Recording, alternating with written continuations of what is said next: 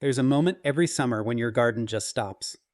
The thermometer climbs past 95 degrees, the humidity hangs thick in the air, and every single flower you planted with such hope and care back in spring suddenly looks like it's surrendering to the elements. The impatiens droops, the begonias fade, even your carefully tended roses seem to throw in the towel. Meanwhile, you're standing there with a watering can in one hand and a guilty conscience in the other because you know you can't water everything every single day. So what do? You plant Portulaca. I'm James Scott, and if you've been watching Golden Age gardening for any length of time, you know I'm passionate about finding plants that work with your life instead of demanding constant attention. Portulaca, also called moss rose, Mexican rose, or ornamental purslane, is exactly that kind of plant. It's one of those rare flowers that doesn't just survive the brutal conditions of a southern summer. It absolutely thrives in them, and it does this while asking remarkably little from you in return. Now, I understand if you're skeptical. We've all been sold the dream of a garden that looks magazine-worthy with minimal effort, only to find out the reality is quite different. But with Portulaca, that dream actually holds up. This isn't marketing hype.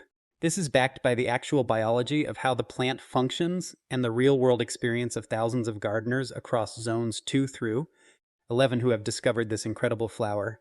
So what makes Portulaca such an exceptional choice for summer gardening? Let's dig into it. Science mouth the toughness first. We need to understand what makes Portulaca different from those other summer flowers. At its heart, Portulaca is a succulent. That's the key to everything. Unlike traditional ornamental flowers that rely on drawing water from the soil to keep their tissues firm and functional, Portulaca stores water directly in its leaves and stems. These fleshy, thick leaves act like tiny water reserves, allowing the plant to go extended periods without supplemental watering. This isn't just a minor adaptation. Research from horticulturists shows that Portulaca's succulent structure is so efficient at water storage that it actually outperforms many plants specifically bred for drought tolerance. The plant's capacity to maintain its vigor during midsummer heat waves, even when other supposedly hardy plants are wilting, comes directly from this biological advantage. Its stems and leaves are designed to be fleshy and thick, which means they hold on to moisture for extended periods. When temperatures soar and other plants' water needs increase exponentially, Portulaca merely slows down its demand. This adaptation makes Portulaca particularly valuable if you live anywhere with hot summers. Whether you're in the deep south dealing with humidity and heat, the southwest managing intense, dry conditions, or anywhere in between, Portulaca performs reliably. The plant doesn't distinguish between dry heat and humid heat. It thrives in both scenarios equally well. Why watering becomes almost optional. Here's where Portulaca becomes genuinely transformative for many gardeners. You can dramatically reduce your watering schedule. This isn't a suggestion or a hopeful goal. This is the reality of growing this plant. During the hot, dry months of summer, Portulaca typically requires watering only once every 10 to 15 days. Let that sink in. In many gardens, this means you might water your Portulaca twice a month, if that. The frequency changes based on your local rainfall, soil composition, and whether the plant is in a container or directly in the ground. But the principle remains consistent. Less frequent watering than nearly any other flowering annual you could plant. Compare this to typical summer flowering annuals, which often require daily or near daily watering during heat waves. If you've ever stepped away from home during summer and worried about whether your flowers would survive without your constant attention, you understand the appeal here. Portulaca simply doesn't create that anxiety. The key to successful Portulaca watering is actually understanding that underwatering is far less problematic than overwatering. The biggest threat to Portulaca is root rot, which develops when soil remains waterlogged for extended periods. So when you do water, you want to water thoroughly, ensuring moisture reaches the root system, but then allow the soil to dry out significantly before watering again. This rhythm aligns perfectly with summer conditions in most regions. If you're planting Portulaca in containers, the watering pattern might need slight adjustment. Containers dry out faster than in-ground soil because they have less mass and depth to retain moisture. Still, you're looking at watering every 5 to 7 days in containers during peak summer, which is substantially less frequent than most other flowering plants require. Understanding the color palette and varieties, one common misconception about Portulaca is that it comes in limited colors. That couldn't be further from the truth. Modern Portulaca varieties offer an impressive spectrum of hues. You'll find classic reds and hot pinks, soft pastel pinks, bright oranges, cheerful yellows, pristine whites, and even blends mixing multiple colors. Some varieties feature bicolor patterns with contrasting centers or petals. Certain cultivars offer double flowers, blooms with multiple layers of petals that resemble miniature roses, which is how the plant earned its common name of moss rose. When you visit a garden center, you might encounter cultivar names like Sundance, Mojave, Splendor, Happy Trails, or Fairy Tale. These aren't random marketing names. They identify specific cultivars that have been selected for their vigor, flower size, color consistency, and reliability across different growing regions. Some varieties are particularly known for their trailing habits, making them excellent for hanging baskets and container spillers. Others maintain more compact, mounding forms that work beautifully in garden beds. The flowers themselves have a charming characteristic. They open in the morning when it's bright and sunny, then close again at night or during overcast periods. This isn't a defect or sign of distress, it's normal behavior. On sunny days, your Portulaca will put on a full flower display. On cloudy days, the flowers might remain partially closed. This daily cycle is part of the plant's charm, and over time, gardeners grow to appreciate this pattern rather than view it as a limitation. Making Portulaca work in your landscape, the versatility of Portulaca is remarkable because it spreads outward while remaining relatively low to the ground, typically 4 to 8 inches tall with a spread of 12 to 18 inches or more. It works beautifully in numerous garden situations. As a ground cover, Portulaca excels. Plant several together in a sunny bed, and within weeks they'll create a dense carpet of colorful flowers that suppresses weeds and requires minimal maintenance. This works particularly well along sunny pathways, in rock gardens, or edging raised beds. For container gardening, Portulaca is nearly unbeatable. A single plant in a hanging basket creates a cascading waterfall of flowers. Multiple plants clustered together in a large container create impact and density. Because Portulaca tolerates poor soil and drought, you don't need to worry about using premium potting soil or adding expensive amendments. Standard container soil works fine.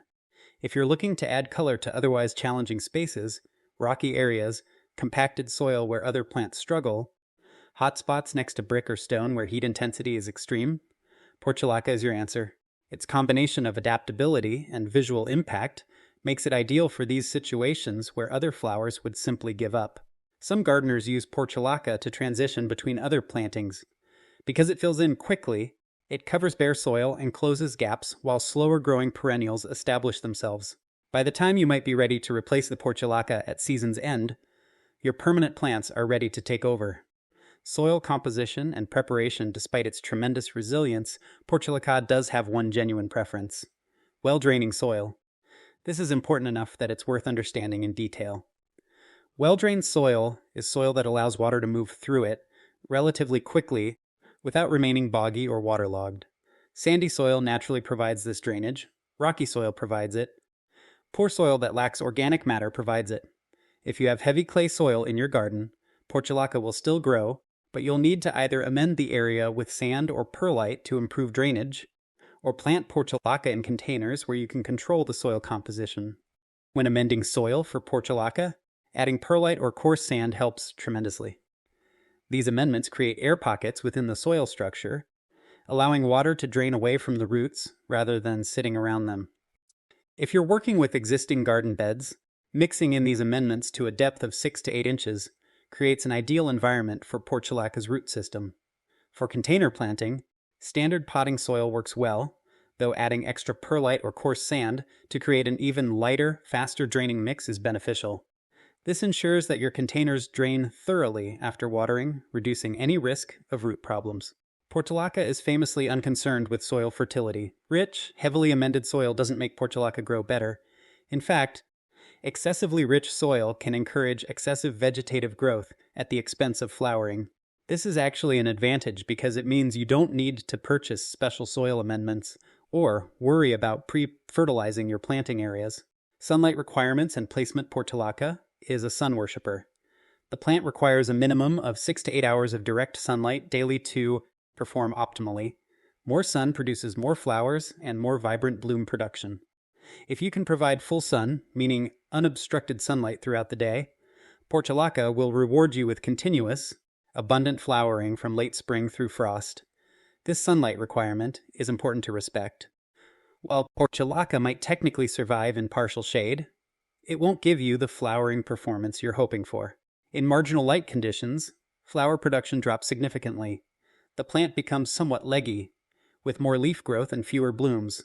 If you're choosing between a shadier and a sunnier location, always choose the sunny spot for Portulaca. The good news is that Portulaca actually loves intense sun and heat. Those bright, hot locations that cause other plants stress are exactly what Portulaca needs to perform at its peak. If you have a south-facing wall that radiates heat back into your garden, or a patio in full afternoon sun, these are ideal spots for Portulaca. The heat that stresses other plants actually encourages more vigorous flowering in Portulaca. Multiplication and propagation. One of the exciting aspects of growing Portulaca is how easily you can multiply your plants. If you started with just a few plants and want to expand your coverage, you have practical options. The most straightforward method is propagation from cuttings. During the growing season, cut small stem segments from healthy plants, remove the excess foliage, and place the cuttings into moist rooting medium. Under proper conditions, Portulaca cuttings develop roots remarkably quickly, often showing signs of new growth within 2 weeks. This makes cuttings an incredibly efficient way to propagate Portulaca, especially if you want to create more plants without purchasing additional seedlings from a garden center. You can also grow Portulaca from seed, though there's an important timing consideration. Portulaca seeds germinate best in warm soil. Starting seeds too early indoors, before warm weather is reliably established, results in weak, leggy seedlings that don't perform well when transplanted outside.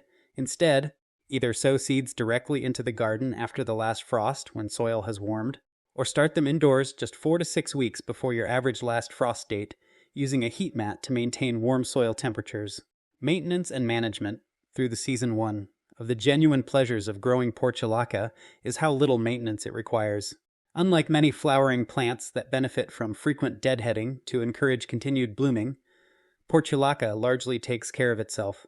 The plant self-cleans remarkably well, dropping faded flowers without requiring intervention from you. That said, Portulaca does respond well to mid-season pruning. Around midsummer, trimming plants back aggressively, cutting them back by half their height, refreshes the foliage and encourages prolific flowering into fall. This prevents plants from becoming overgrown or leggy, looking as summer progresses. It's a simple technique that dramatically improves plant appearance and bloom production in late summer and early fall. Because Portulaca can self-seed, removing spent flowers before seeds fully mature prevents unwanted volunteer seedlings the following year. However, if you don't mind self-seeding, allowing the plant to set seed creates the possibility of Portulaca returning year after year in the same location. In warmer zones, Portulaca can function as a short-lived perennial, returning from seed year after year. Pests rarely become serious problems on Portulaca. Occasional aphids or slugs might appear, but the plant's general vigor and the small size of most infestations make them manageable without intervention. Some fungal issues can develop if conditions are excessively humid and air circulation is poor, but this is rare and more common in container situations where humidity can build up around foliage. Seasonal timing and planting. For best results, plant Portulaca after your area's last frost date when soil has warmed and nighttime temperatures are reliably above 50 degrees. Planting too early into cool, moist spring soil risks the plant sitting dormant or even developing root problems. Portulaca is a warmth-seeking plant, and it performs best when the soil and air temperatures match its preferences. If you're purchasing transplants from a garden center, look for healthy, stocky plants with good color. Avoid leggy or stressed-looking plants, as these tend to not establish as vigorously as robust transplants. Space Portulaca plants 8 to 12 inches apart when planting in garden beds. This spacing ensures adequate air circulation while allowing plants to fill in and create good coverage relatively quickly. If you're using Portulaca in containers, you can plant more densely. Multiple plants clustered together in a larger pot create fuller, more impactful arrangements. Why southern gardeners particularly benefit if you garden anywhere in the south or anywhere experiencing hot summers and high humidity. Portulaca is genuinely one of the best annual flowers you can plant. While many heat-loving plants struggle in humid conditions, Portulaca thrives equally well, whether it's dealing with dry heat or humid heat. This is unusual and tremendously valuable for southern gardeners specifically.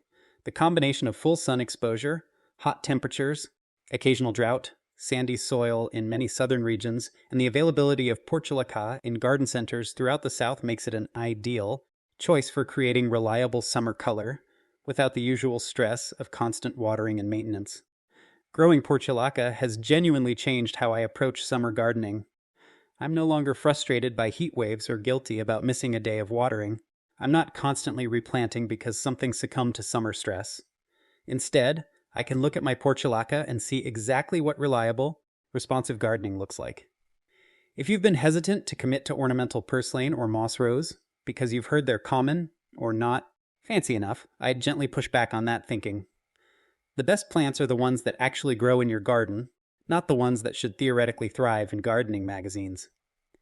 Portulaca is common in southern gardens for the same reason it appears in gardening lists and recommendations consistently, because it works. Start with a few plants this summer. Observe how they perform. Notice how little attention they actually require. Then next year, expand your plantings. Use them more boldly. Fill larger areas. Create combinations with other heat-loving plants. Once you experience the genuine freedom of growing flowers that genuinely thrive in summer conditions, you'll understand why Portulaca remains a gardening favorite year after year. If this resonates with you, I'd genuinely appreciate it if you'd like and subscribe to stay connected. There's always something new to explore in the garden, and I'd love to have you along on that journey. Share your own Portulaca experiences in the comments. I read every single one and love learning about what's working in gardens across different regions. Thanks so much for spending this time with Golden Age Gardening, and I'll see you in the next video.